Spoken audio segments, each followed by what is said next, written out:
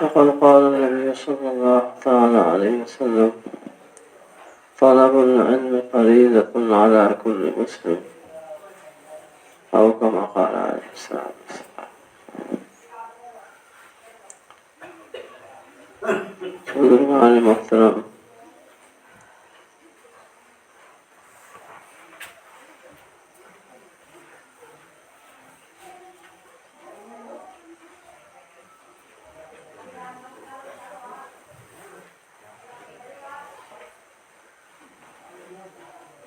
انسان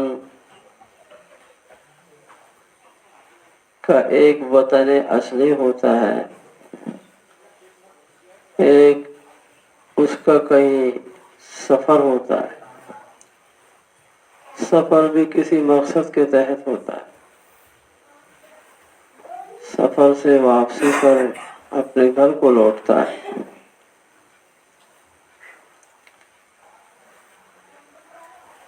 سفر میں جانے کے لیے بھی اسے دو چیزوں کی ضرورت ہوتی ہے۔ ایک اس سفر کا پتہ کہ مجھے کہاں جانے کے لیے گاڑی کب ملے گی، دوسرے اس کے مطابق سفر کی شروعات اور ٹکٹ حاصل کرنا، اسی طرح اسی گاڑی پر سوار ہونا، یا وہ خود اپنے ہی سواری سے جا رہا ہے تو اس صحیح سمت کی جانب اسے سفر کرنا ضروری ہوتا ہے۔ اگر وہ ٹکٹ کسی اور گاڑی کا لے اور سوار کسی اور میں ہو جائے تو نہیں پہنچ پائے گا، مجرم کہلائے۔ یا وہ خود سفر کر رہا ہے، جانا چاہیے اس کو دہلی کی جانب لیکن جا رہا ہے بمبئی کی جانب، تو اس کی منزل جتنا تیز سفر کرے گا اتنی ہی کھوٹی دور ہو جائے گی، کیونکہ اس کی منزل ہی نہیں ہے۔ ایسا اس لیے ہوا، اگر غلط سفر اس نے کیا ہے، یا تو اسے پتہ نہیں تھا کہ اس کا راستہ کون سا ہے، یا پتہ تھا مگر جان بوجھ کر اس نے وہ غلط سمت اختیار کر لی، غلط گاڑی پہ سوار ہو گیا، مثلا خالی نظر آئی کہ یہ خالی ہے یہ گاڑی، اور وہ اس میں بھیڑ تھی مگر وہ تو وہاں رکتی ہی نہیں تھی، اس پہ سوار ہو گئی۔ ایسا اس لیے ہوا کہ اسے وہ معلومات نہیں تھی۔ اسی طرح سے بھائیوں، ہم سب کا اصلی وطن تو جنت ہے۔ ہمارے دادا حضرت آدم علیہ السلام جنت سے کسی وجہ سے نکالے اور دنیا میں اتارے گئے۔ یہاں سے اب جنت میں جانا اور وہاں کا داخلے کا حق اللہ کے فضل و کرم سے اسے ملے گا جو جنت میں جانے کے راستے کی صحیح معلومات کر لے گا کہ وہ راستہ یہ ہے۔ راستے پر کتنے راستے دوراہے چوراہے ہوتے ہیں، آدمی پوچھتا ہے، پڑھا لکھا ہوتا ہے تو بورڈوں کو دیکھتا ہے، نہیں تو بھٹک جاتا ہے۔ تو اسی طرح سے جنت کے راستے کے دائیں بائیں بہت سے جہنم کی طرف جانے والے راستے بھی ہیں، جس طرف کو شیطان کے بورڈ لگے، لالچی بورڈ، یہ راستہ بہت اچھا ہے، اس میں مزہ ہے، لذت ہے، ایسا ہے ویسا ہے۔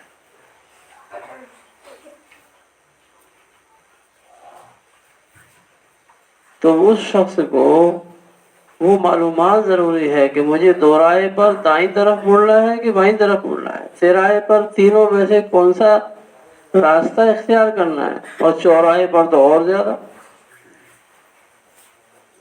ایک تو اسے معلومات ہونا چاہیے، اور دوسرے اس معلومات کے مطابق وہ اس راستے پر چلے گا تو پہنچے گا۔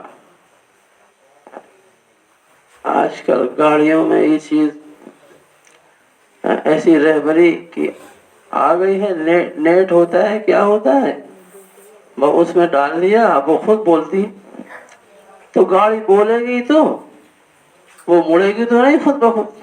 اگر کوئی جان بوجھ کر ہی جانے میں مخالف گاڑی کو دوڑائے گا تو وہ بول کے رہ جائے گی، آگے پھر چل جائے گی۔ اسی طرح سے یہ جو جنت کا راستہ جسے پتہ ہی نہیں ہے وہ تو بیچارہ بھٹکتا ہے، اور جسے پتہ ہے اور فرشتہ بھی اندر اندر دل میں ڈال رہا ہے کہ یہ ہے نیک کام، یہ جنت کا راستہ ہے، مگر اس نے انسنی کر دی، معلوم ہونے کے باوجود دوسری طرف گاڑی ڈالے، تو یہ جان بوجھ کر جو غلط راستہ چل رہا ہے یہ زیادہ گھاٹے میں ہے، جاننے کے باوجود کوتاہی کر رہا ہے۔ تو ہم سب پر ضروری ہے کہ اس جنت کے راستے اور منزل کی صحیح معلومات، کہ وہ کون سے کام، کون سے اعمال ہیں جن کی وجہ سے ہم جنت کے راستے پر چل سکتے ہیں، بالکل معلومات ہو جائے گی، دو اور دو چار کی طرح، دن کے اجالے کی طرح سب سمجھ میں آ رہا ہے۔ یہ معلومات ضروری ہے، اس معلومات کو کوئی کتاب سے باقاعدہ پڑھ کر حاصل کر لے تب تو اچھی ہی بات، نہیں تو پوچھ پوچھ کے ہی چل لے کر لے۔ گھر سے ہی اگر اس نے معلومات نہیں کی تو اب ہر دو رائے پہ پوچھ لے، تھوڑی سی پریشانی تو ہوگی، کوئی بتانے والا مل جائے گا تو ٹھیک ہے، نہیں تو کھڑا ہو کے پوچھے گا، ذرا کسی کو آنے دو تب پوچھیں گے کہ وہاں جانے کا راستہ کون سا، تھوڑی دیر لگتی ہے۔ تو پہلے ہی سے اگر ہم کو دینی معلومات اور جنت کے راستے کا پتہ ہو تو پھر گاڑی کی روکنے کی ضرورت ہے نہیں، چلے جائیں گے ٹاپو ٹاپ، اور اگر معلومات نہیں ہے تو پھر رکنا پڑے گا، تھوڑا سا انتظار کرنا پڑے گا۔ یہ بھی غنیمت ہے اس سے کہ بغیر پوچھے ہی جا رہے ہیں تو پھر تو بھٹکے گی۔ جنت کے راستے کا پتہ اور اس کی خبر اور رہبری یہ ان حضرات کے ذریعے ہوتی ہے جنہیں ہم عالم دین، علماء دین کہتے ہیں۔ حقیقت میں سچے رہبر رہنما دین کے وہی ہوتے ہیں، ان سے اس کا تعلق رکھنا اور پوچھ تاچھ کرنا، عملی پوچھ تاچھ، یہ ہماری کامیابی کا ذریعہ ہے۔ انشاءاللہ ان سے پوچھ پوچھ کر چلنے والا اور عمل کرنے والا، اپنی زندگی کی گاڑی کو آگے بڑھانے والا کبھی ناکام نہیں ہوتا، محروم نہیں ہوتا۔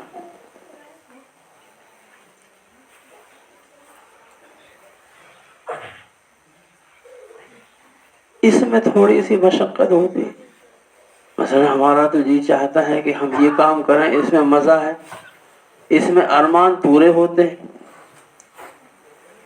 اس میں سہولت ہے، اس میں نفس پر، من پر بوجھ نہیں ڈالنا پڑتا، لیکن کامیابی کا راستہ وہی ہے، چڑھاؤ ہے، گھاٹیاں ہیں، مگر راستہ تو وہی ہے، جانا تو اسی راستے پر، اور دوسرا راستہ ہائی وے ہے مگر وہ ادھر جانا ہی نہیں۔ اگرچہ مشقت ہوتی ہے عمل کرنے میں، اللہ تعالیٰ کے حکم پورا کرنے میں، یا جن کاموں سے اللہ نے روکا ہے ان سے بچنے میں بھی بڑی مشقت ہے، زور لگانا پڑتا ہے۔ جی چاہتا ہے ہر کچھ دیکھو، عورتوں کو دیکھو، ہر کچھ سنو، گانے سنو، اور آج کل موبائل میں تصویریں دیکھو، ہر کیسی گندی تصویریں آ رہی، نہیں چاہتا ہے۔ چاہت سے تو کوئی گناہ نہیں ہے، گناہ کی چاہت گناہ نہیں ہوتی۔ جیسے روزے میں پانی پینے کو جی چاہے تو روزہ نہیں ٹوٹتا، بلکہ اور مجاہدہ بنتا ہے۔ بہت پیاس لگی اور اکیلے بھی تھے، شربت بھی تھا، مگر نہیں پیا، کیونکہ اللہ کے لیے رکھا ہے، وہ تو دیکھ رہا ہے۔ لوگوں کے لیے رکھتے تو لوگ نہ ہوتے تو ہم پی لیتے۔ جس طرح روزے میں پانی کی چاہت سے روزہ نہیں ٹوٹتا، ایسے ہی گناہ کی چاہت سے ہمارا ایمان اور تقوی خراب نہیں ہوتا، بلکہ اور ثواب پڑتا ہے، کیونکہ نفس نے بہت یاد دلایا، مگر اس نے لگام نہیں، میں یہ گناہ نہیں کروں۔ آرزو میں خون ہو یا حسرتیں پامال ہوں، اب تو اس دل کو تیرے قابل بنانا ہے مجھے۔ اللہ سے کہتا مولا تو نہ روٹھے مجھ سے یارا، تیرا روٹھنا ہے غضب، یوں میں راضی ہوں مجھے چاہے زمانہ چھوڑ دے۔ قوم برادری کہہ رہی ہے صاحب ایسے کرو، آپ تو یہ کام، یہ خوشیاں ایسے مناؤ، پہلے ہی تو لڑکا ہے، ایک ہی تو لڑکا ہے، ایک ہی تو لڑکی ہے، ہاں ارمان پورے کر لو۔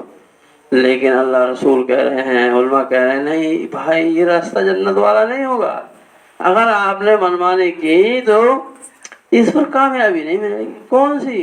جس کی بنیاد پر ہم ایمان والے ہیں، یعنی عقیدہ آخرت اور عقیدہ جنت کے مطابق یہ کام ناکامی ہوگا۔ اس میں اس کا سرا اور اس کا انجام تو جہنم ہے، جیل خانہ ہے۔ دنیا کے کاموں میں بہت جی چاہتا ہے، مگر کہتا ہے اس میں تو جیل ہے، پھر نہیں کرتا۔ ارے بھائی یہاں کی جیل کا خیال ہے تو پھر اس جیل خانے کا کیوں نہیں؟ چوراہے پر تیزی سے جا رہا تھا مگر لال بتی جل رہی، تو اب رکتا ہے کہ نہیں؟ کتنی ہی تیزی ہو، 1 منٹ بعد ہی جائے گا اب تو صاحب۔ ایسے ہی گناہ کو ہمارے بزرگوں نے سمجھانے کے لیے لال بتی کہا ہے، لال بتی۔ جس چیز کا نام گناہ آ گیا وہ سمجھیے جہنم کی دھارا ہے، جن دھاراؤں کے تحت جیل ہوتی ہے، 2 سال 4 سال 10 سال 20، وہ دھارائیں ہوتی ہیں، ان دھاراؤں سے آدمی بچتا ہے۔ اور ویسے معمولی جو دھارا ہو اس پہ جیل ویل تو نہیں ہوتی، تو اس سے کم بچتا ہے، اس سے کم ڈرتا ہے۔ جس گناہ پر وعید ہے جہنم کی، اب ایک موٹا گناہ یہی ہے کہ کوئی نماز چھوڑے، نماز اس پر کتنی بڑی وعید حدیث پاک میں بتائیے کہ 1 حقب جہنم میں اسے جلنا پڑے گا۔ اللہ کا قانون ہے یہ۔ اب وہ قانون جس نے بنایا ہے اسے حق ہے، اگر اسے کوئی روکنے والا ہے، اگر اس نے جہنم میں ڈال دیا تو کیا کر لیں گے؟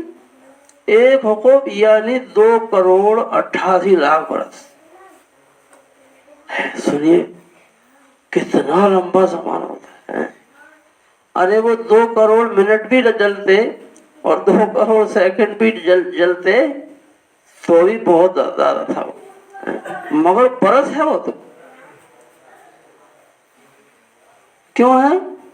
اللہ نے حکم دیا کہ ہمارے حکم کو پورا کرو، اس میں کوئی ہمارا تھوڑی فائدہ ہے۔ بادشاہ اور مالک کا تو فائدہ ہوتا ہے نوکری میں، اس کا کام ہوتا ہے، یہاں اللہ کا تھوڑی کچھ نفع ہے کہ وہ اس پر عمل کرنے میں اللہ میاں کا کوئی کام رک رہا تھا وہ ہو جائے گا، انہیں کوئی حاجت ضرورت نہیں ہے۔ من جاء بالحسنۃ فلہ عشر امثالها، جو نیکی کرتا ہے اپنے لیے کرتا ہے، اسی کو اس کا ثواب و انعام ملتا ہے، اور جو گناہ کرتا ہے اس کا وبال اسی کے ذمہ ہوتا ہے۔ اللہ تعالیٰ کا کوئی نفع نقصان نہیں، خدا نہ خواستہ ثم خدا نہ خواستہ ساری دنیا کافر ہو جائے، ساری دنیا انسان جنات، اللہ تعالیٰ کی شان میں کوئی کمی نہیں آئی، ان کی بڑائی میں کہ اب ہڑتال کر دی میرے خلاف، اب میرا کیا ہوگا؟ سارے نوکروں نے ہڑتال کر دی، یونین ہو گئی، کچھ نہیں بگڑے، اور سارے کے سارے سجدے میں گر جائیں ایک طرف سے پوری دنیا میں، اور ایسا دور ایک بار آئے گا دنیا میں، پوری دنیا انصاف سے بھر جائے گی، امن امان ہوگا، ایک طرف سے سب ایمان میں داخل ہوں گے اللہ کے فضل سے۔ ایسا دور آ رہا ہے، بلکہ اسی دور سے پہلے یہ ایسا دور ہے جیسے بارش سے پہلے گرمی امس توس ہوتی ہے، وہ بارش کی خبر دیتی، یہ ظلم کا دور اسی کا پیغام ہے، اسی کی خبر دے رہا ہے، وہ آنے والا ہے انصاف کا دور۔ تو اگر سب کے سب ایسے ہی ہو جائیں، خدا نخواستہ ایمان ایک طرف سے ہی سب سجدے میں گر جائیں، تو اللہ کی شان میں کوئی اضافہ نہیں ہو، وہ تو جیسا ہے ویسے ہی رہے گا، اپنا ہی فائدہ ہوتا ہے۔ تو نماز چھوڑنے والا کتنا بڑا مجرم ہوتا ہے۔ اور اگر پوچھا جائے کہ بھائی جمعے میں کیوں آتے ہیں، یہاں کچھ تقسیم تو نہیں ہو رہی، جمعے میں نماز پڑھنے آتے ہیں، کیوں پڑھتے ہیں؟ اللہ کے لیے۔ تو اللہ کے لیے بھی کیوں پڑھتے ہیں؟ حکم ہے نا، اس لیے۔ تو جو اب اگر یہ وجہ ہے کہ حکم ہے، تو پھر یہ وجہ جہاں جہاں ہو پھر تو وہ ساری چیزوں پہ عمل ہونا چاہیے، سارے حکم پر قابل عمل ہوں گے، واجب عمل ہوں گے۔ اللہ کا حکم پھر جہاں جہاں پایا جائے، کمانے میں پایا جائے تو وہی پورا کرو۔ جمعہ کیوں پڑھتا ہے؟ حکم سمجھ، تو ایسے ہی وہاں بھی شادی اس طرح سے کرنا اللہ کا حکم ہے، اور دوسرے طریقے سے کرنا اللہ تعالیٰ کی طرف سے منع ہے، شریعت کا قانون ہے۔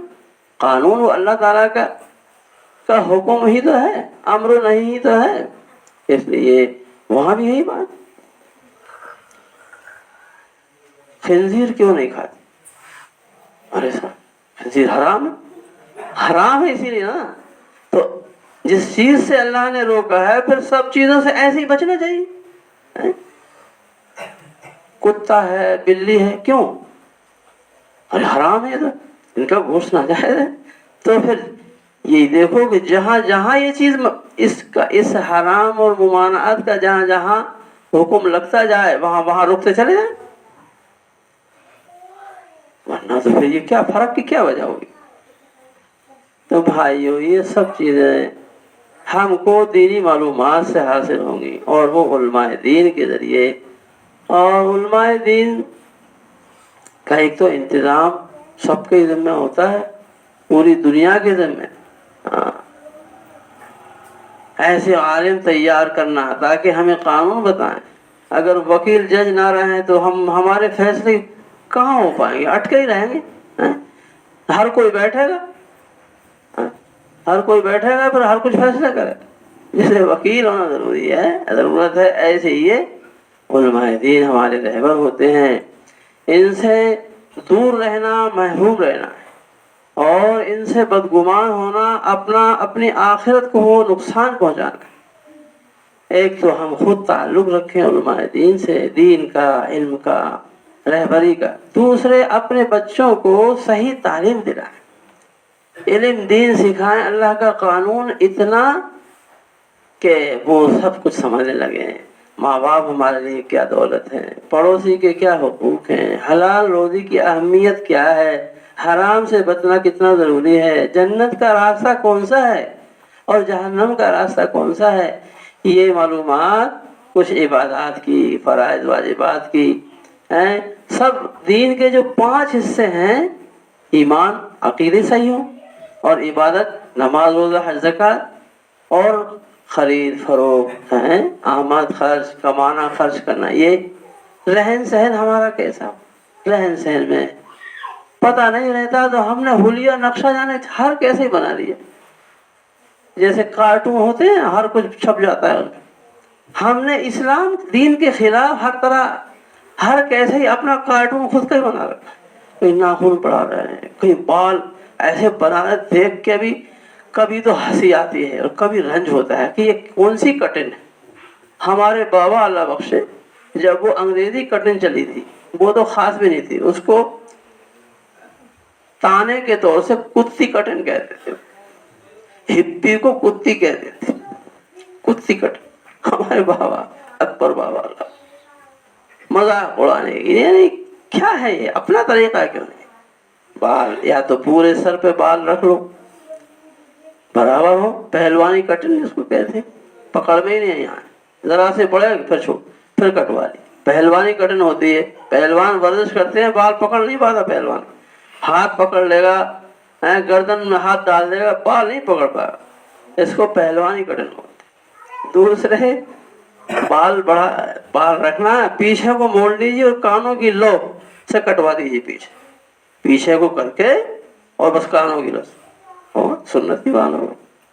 और थोड़ा बढ़ा लीजिए, और जी चाह रहा है और खुश ज़ेब ज़ीनत दरकार है तो बस कंधे छू लें, ठीक है, वही बात है, मगर इतना ही नहीं, उनमें तेल कंघी भी देखो, मन कान लहू शारून फलयुक्रिम, कि जिसके बाल हो उनका इकराम करे। उनका इकराम क्या है? यही तेल डाले, उनकी ग़िज़ा है, बालों की पेट की ग़िज़ा खाना है, बालों की ग़िज़ा तेल है।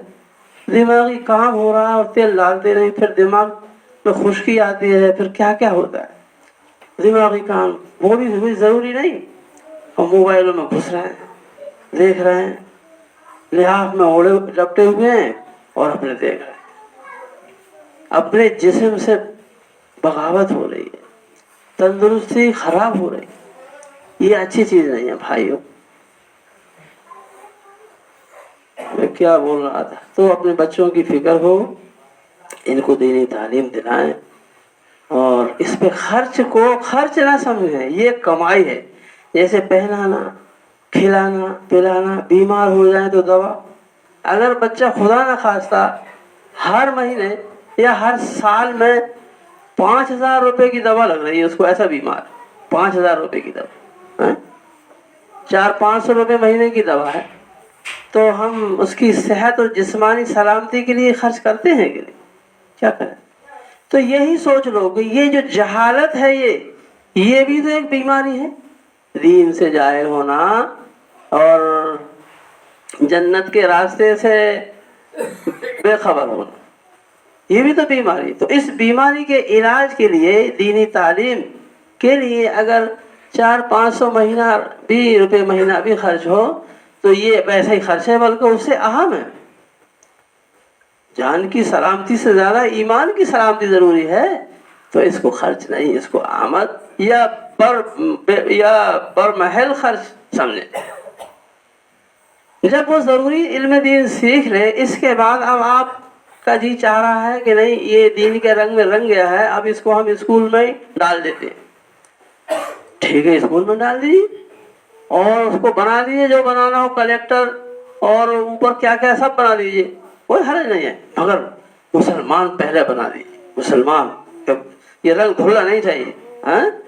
और अगर चाहते हैं कि नहीं हम ताजिर हैं तो उसको हम तिजारत कराएंगे, ठीक है, कराइए, तिजारत कराइए, हाफिज आलिम होना आपका जरूरी नहीं है। और अगर जी चाह रहा है नहीं हम एक बच्चे को तो हाफिज बनाएंगे, ये जन्नत का सामान हो जाएगा, ऐसे 10 लोगों को बख्शवाएगा जो जहन्नमी हो चुके होंगे।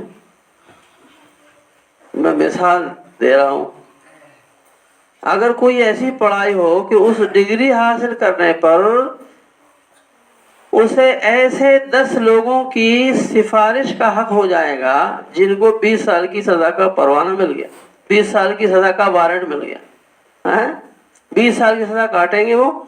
लेकिन ये जो पढ़ाई डिग्री वाला है, अगर ये कहेगा कि नहीं इनको माफ कर दिया जाए तो माफ हो जाएगी, फिर नहीं जाना पड़ेगा, तो कितने लोग वो पढ़ाई करेंगे? सजा किसी को होगी। हम कहेंगे हमको 20 लाख चाहिए, तब तो तुम्हारी सिफारिश करेंगे, कहाँ दे देंगे साहब? कितने लोग पढ़ाई करेंगे दुनिया के 20 साल सजा से बचने के लिए और उसकी सिफारिश करने के लिए? बहुत से लोग हो जाएंगे। अरे जिस पर जहन्नम हमेशा का, हम जेल खाने में जाना जिसका तय हो गया था, जेल खाने में, हमेशा का नहीं, जेल खाने में जाना गुनाहों की वजह से तय हो गया था। नमाज पर ही मैंने अर्ज मिसाल दी, 1,2,88,00,000 बरस दोज़ख में जाने का कानून था, अब उसका जाना तय, नेकियां कम रह गई, बदियां ज्यादा हो गई, मगर ईमान था तो आर्जी तौर से जाना होगा। तो वो जो हाफिज साहब होगा कहेंगे भाई आप 10 लोगों को छांट लीजिए और 10 लोगों को आप जिसकी सिफारिश करो हम जहन्नम से उनकी सजा माफ कर दें। अब सोचिए वो कौन 10 लोग तो कहेगा, वो माँ बाप तो पहले नंबर पे होंगे, بھائی بہن ہوں گے اور دادا دادی ہوں گے، نانا نانی ہوں گے، اصول، اور نیچے دے چلے جائیں گے، خدا نہ خواستہ اولاد غلط ہو گئی تو ان کو بخشوا گا کہ نہیں؟ اولاد تو بعد میں آئے گی. ہم تو اس اولاد کو ہی بنائیں تاکہ وہ اوپر کے لوگوں کو بخشوائے. کیا یہ ضرورت نہیں ہے؟ یہ فضیلت نہیں ہے ہم کو حاصل کرنے کی ضرورت؟ ایک آیت کو حافظ کرا. اب یہ الگ بات ہے کہ کچھ حافظوں میں بھی کمی رہ جاتی ہے، کچھ مجبوریاں ہوتی ہیں اور کچھ خواہ، کیونکہ شیطان نفس تو سب کے ہی ساتھ ہوتا ہے. اور عالم بنا لیا تو 70 کو بخشوا گا. ایسے لوگ 70 کو، اگر ایسی پڑھائی ہو کوئی کہ 70 لوگوں کو وہ معاف کرا سکتا ہے تو کم از کم نیتاؤں کے لوگ تو ضرور پڑھیں گے. نیتاؤں کی اولاد 70 کو بخشوا دیں گے، 70 کی سزا معاف کرا دیں گے. جیل تو ڈھیر لگ جائیں گے نوٹوں. ارے یہ نوٹ فوٹ تو دنیا کی چیزیں ہیں، آخرت کے انعامات ملیں گے بھائیوں.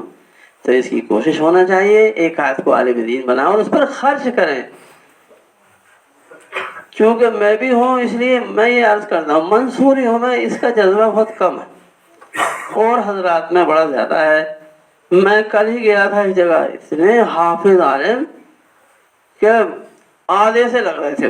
وہ علاقہ ماشاءاللہ مدرسوں پہ مدرسے ہیں اور خرچ کرنے کا جذبہ ہے. جو پیدا ہو رہا ہے وہ دے رہے ہیں اور خوب کما بھی رہے ہیں، خالی نہیں رہ رہے ماشاءاللہ.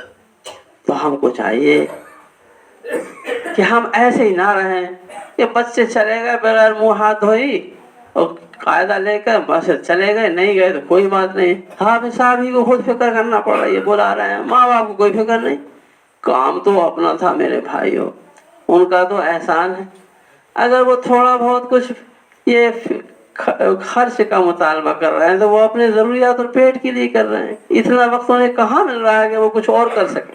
ایک امام گھر جاتا ہے، مدرس گھر جاتا ہے، اسی وقت میں تو تعلیم دینا، اسی میں وہ کمائے تو کیسے تو کام کر پائے گا؟ کرے گا تو ایسے ہی ہوگی خانہ پوری. تو ان کی ضروریات ہوتی ہیں. پہلے یہ ضروریات بادشاہ پوری کرتے تھے. اسلامی دور میں اسلامی خزانے سے، بیت المال سے ضرورت پوری ہوتی تھی، اس لیے سب بے فکری سے تنخواہ پا کے کام کرتے تھے. ماسٹروں کو کوئی نہیں کہتا کہ یہ تنخواہ لے رہے ہیں، مگر علماء کی تنخواہ جو دال روٹی کی طرح ہے اس پہ نظر لگتی ہے کہ صاحب یہ تو پیسہ لے کے پڑھا رہے ہیں اور ہم دین کا کام مفت میں کر رہے ہیں. ارے بھائیو سمجھو، ان سے بڑھ کر دین کو جاننے والے، اللہ کے قانون کو جاننے والے اور دوسرے تھوڑا ہی ہوتے ہیں. ان کی ایک مجبوری ہے، وہ کوئی بھیک نہیں ہے، وہ ان کا حق ہے. ان کی ضروریات پوری کرنا ان لوگوں کے ذمہ ہوتا ہے جن کا وہ کام کر رہے ہیں، بچوں کو علم سکھا رہے ہیں، قانون بتا رہے ہیں، تو پھر ان کی ضروریات انہیں حضرات کے ذمہ ہے. بہرحال اس کی بڑی فکر کی ضرورت ہے.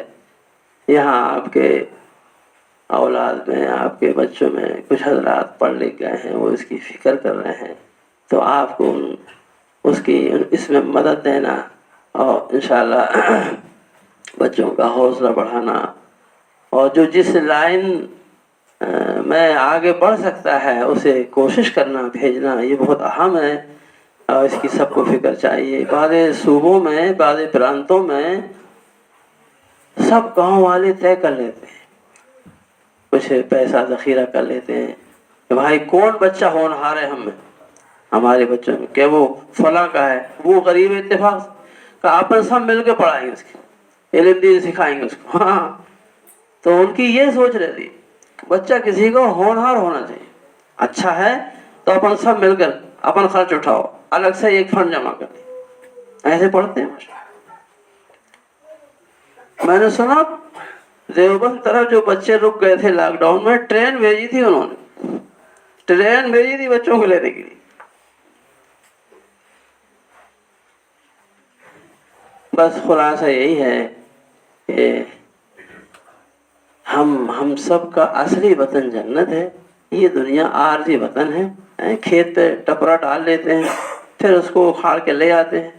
ایسے ہی یہ عارضی وطن ہے، اصلی تو وہی ہے. اس کے لیے ہمیں علم دین کی، دینی معلومات کی ضرورت ہے علماء دین کے ذریعے. اور मालूमात तो हो गई मगर अमल नहीं हो रहा, तो शायद नफ़े का पता नहीं है। तो फ़ज़ाइल के ज़रिए जमात की तरफ से फ़ज़ाइल कितने बताए जाते हैं। फ़ज़ाइल से अगर काम चल जाए तो फिर तो आसान है, नफ़ा मालूम होगा, लालच हो ही जाएगा। और खुदा ना खास्ता फ़ज़ाइल होने के बाद, फ़ज़ाइल मालूम होने के बाद भी काम नहीं चल रहा, तो फिर दिल ज़्यादा बीमार है। भूख नहीं लग रही, खाना मौजूद है, खाने का वक्त है, तो उसे क्या कहेंगे कि माशाल्लाह इनको भूख नहीं लग रही, इनका खाना बच रहा है, या उसको बीमारी समझेंगे? हैं, बीमारी समझते हैं, फिक्र करते हैं। ऐसे ही फिर फिक्र चाहिए, वो फिक्र बुजुर्गों के जरिए, यानी बुजुर्गों से अपना अर्ज हाल करेंगे। मैं सब जानता हूँ, गालिब कहता था, शायर गुजरा है, जानता हूँ सवाबे ताअत व ज़ुहद, पर तबीयत उधर नहीं आती। सब कुछ जानता हूँ मगर जी नहीं चाहता। अब जी चाहिए, यानी जी नहीं चाह रहा, वो कैसे चाहने लगे? इसके लिए बुजुर्गों से इस लाइन का ताल्लुक हो, उनसे वो नुस्खा शिफा और नुस्खा भूख और हाजमा लें उनसे। हाँ, वो बताएंगे। सब कुछ होता है भाइयों, हम चाहें तो सब कुछ मौजूद है, नहीं तो सब कुछ रखा है और जी नहीं चाह रहे बस। और एक दूसरे के हमदर्द बने, बदख्वाही, बुरा चाहना, हसद करना और किसी की तरक्की पे जलना, ये मोमिन का काम नहीं है। ये अल्लाह ताला पे एतराज हो जाता है कि आपने उसको ये नेमत क्यों दे दी, आपने गलत किया। नाउज़ बिल्लाह, तौबा तौबा, अल्लाह की करनी पे एतराज। ये बीमारी है, अगर दिल में ऐसी बात पैदा हो रही है, सिर्फ वसवसा और ख्याल है तो कोई बात नहीं है, लेकिन कोशिश भी यही चल रही है, ऐसी बातें कर रहा है इधर उधर ताकि उसकी वो नौकरी छिन जाए, उसकी तरक्की रुक जाए, वो हार जाए, वो ऐसा हो जाए वैसा हो, तो फिर समझो कि दिल में हसद है।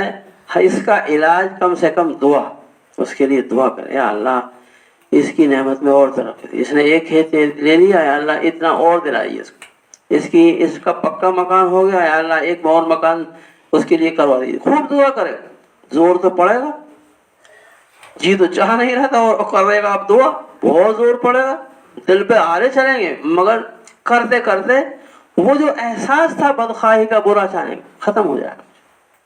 और फिर इसके इतना ही नहीं कि इलाज हो जाएगा। कहते हैं जब बंदा अपने भाई के लिए दुआ करता है तो फिर वो दुआ फरिश्ता इसके लिए करता है, और अल्लाह तेरे हक में भी ये दुआ कबूल कर।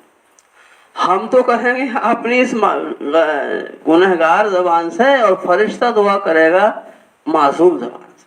अपने अगर फरिश्ते की दुआ लेना हो तो फिर उसके लिए वो दुआ करने लगो अपने भाई के लिए, तो फिर फरिश्ते की दुआ में।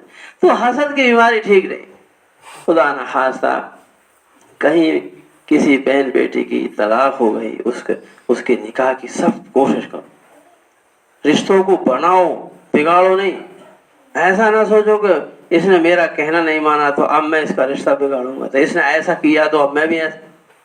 ये नफसानियत है, अल्लाह के यहाँ सबको जवाब देना होगा, ये जहन्नम का रास्ता है। मैंने जैसे आपसे, मुआशरे में बहुत सी बुराइयां फैल जाती हैं, इनकी रोकथाम के लिए हमें मुआशरे और समाज से मुतालिक क्या दीन है, उस दीन को हमको सीखना चाहिए। पहनने ओढ़ने में भी हमें कम से कम मालूम तो हो गए हैं ये मुसलमान है, ऐसा लिबास है सर से पैर तक, और ऊपर से कुछ और भी बांध बूंद लिया तो पता ही नहीं चलता, बल्कि लगता है कि ये कोई और। अपने इस्लाम को हमें बताना ना पड़े, इस्लाम हमारा खुद हमारे होलिये से झलक रहा हो, बालों से, मूछों से, बस मूछे हो, और दाढ़ी से, लिबास से, सब चीजों से इस्लाम झलक। तो घर देखकर कह दें कि अरे ये मुसलमान का घर मालूम, मीनारे देखकर मस्जिद का पता लग जाता है कि। तो ऐसे ही हमारी पहचान घरों की भी हो, बर्तन देख के समझ ये मुसलमान का घर मालूम होता है, एक एक चीज देखकर। और हमारे अखलाक अच्छे। आज गाली को मामूली समझते हैं, गाली बहुत गुनाह की बात है, बहुत बड़ा गुनाह। तकिया कलाम हुए बच्चों के सामने पकड़े हैं, तो क्या हम बच्चों को गाली सिखाना चाहते हैं? मवेशी को पकड़े, कभी गाली नहीं पकड़ती। गाली मुंह से निकल जाए तौबा करें, अस्तगफिरुल्लाह अस्तगफिरुल्लाह पढ़े, कलमा पढ़ लें, गैर मुस्लिमों के साथ भी अखलाक बरतें, یہ غیر نہیں ہے، غیر مسلم ہے، یعنی مسلمان نہیں ہے، بس مگر انسان ہے، آدم ذات ہے، آدم علیہ السلام کی اولاد ہیں، تو ان کے ساتھ بھی اخلاق ہمدردی ہونا چاہیے۔ کچھ چیزیں منع ہیں، جیسے زکوٰۃ منع ہے ان کو، زکوٰۃ اور چیزیں جو صدقہ ضروری ہوتی ہے بس وہ منع ہے، باقی نفلی صدقہ تو خود دے سکتے ہیں، اس میں کوئی مسلمان ہونا ضروری نہیں ہے۔ غیر مسلموں کے ساتھ بھی خوب ہمدردی کریں، غریب محتاجوں کے ساتھ۔ اسلام اخلاق سے، ہمدردی سے پھیلتا ہے۔ ہونا تو یہ چاہیے تھا کہ کوئی جی چاہنے لگا، ہاں یہ صاحب وہ ایسا چاہ رہا ہے، وہ ادھر آنا چاہ رہا ہے، ہم کہتے صاحب ہاں ٹھیک ہے، آپ کا جی چاہ رہا ہے تو آپ کو کوئی نہیں روک سکتا۔ اسلام میں آنے کا دروازہ کھلا ہوا ہے، قانونی کارروائی کی اور قانون اجازت دے رہا ہے، مگر الٹے جا رہے ہیں، ادھر سے ادھر جا رہے ہیں۔ کبھی بچیوں کی خبریں لگ رہی ہیں میرے بھائیوں، یہ اپنے سماج کو، ہم جو دینی چیزیں ہیں ان سے آگاہ کریں، اس کو بچائیں، سماج کو سدھاریں، اور غیر مسلموں کے ساتھ ہمدردی کریں، وہ ہمارے ہی جیسے ہیں، آدم علیہ السلام کی اولاد ہیں۔ خواجہ اجمیری کی اگر پشت میں سے کوئی 10 15 20 پشتوں کے بعد کوئی ان کی نسل ہو گئی، خواجہ صاحب کا 15ویں نمبر کا پڑپوتا ہے، لکڑ پوتا سکڑ پوتا، تو کتنا ادب کریں گے، خواجہ صاحب کا ہے، اجمیر والے خواجہ، ارے ان سے بڑھ کر آدم علیہ السلام کی یہ اولاد ہے صاحب، سارے لوگ ان کے ساتھ ہمدردی ہونی چاہیے۔ بس میں نے وقت بہت لے لیا، بہت دنوں میں آنا بھی ہوا، ہاں مگر انشاءاللہ کچھ مختصر ہو جائے گا خطبہ نماز، میں نے خطبہ تو پورے ہو جائے گا، ایک بار ہی تو ہوا ہے، بات سے اہم تو خطبہ اور نماز ہوتی ہے، اس کو نہیں گھٹائیں گے۔ میں یہ کہنا چاہ رہا تھا کہ یہ جمعے کی اذان سن کر فوراً نماز کی تیاری ضروری ہوتی ہے۔ اس اذان کو سن کر پہلا جو کلمہ ہم نے سنا، اب سارے کام منع ہو جاتے ہیں، کھانا بھی گناہ، سونا بھی گناہ، دکان چلانا بھی گناہ، سوائے جمعے کی تیاری کے سارے کام گناہ ہو جاتے ہیں، وہی جہنم کا راستہ ہو جاتا ہے۔ اس لیے سب کام چھوڑ دینا چاہیے، اور اس میں زیادہ وقفہ نہ ہو۔ 1 بجے اذان ہے تو 1 ہی بجے، 5 منٹ پہلے 10 منٹ پہلے دینے میں بہت سے گنہگار ہوتے ہیں، وہ آ نہیں پاتے، معلوم بھی نہیں ہے بیچارہ، تو گنہگار نہ ہو اپنی وجہ سے۔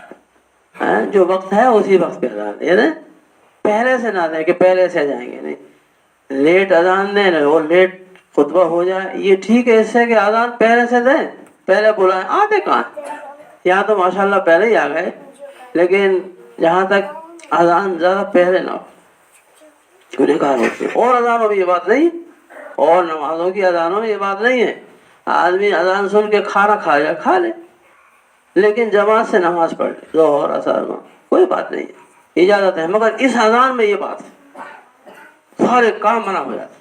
ہونا تو یہی چاہیے کہ ہم اذان مسجد میں آ کر سنیں، بعد میں اذان ہو پہلے ہم آ جائیں، کم سے کم اذان سنتے ہی فوراً، کھا رہے تھے چھوڑ دو، ایسے ہی ہونا چاہیے۔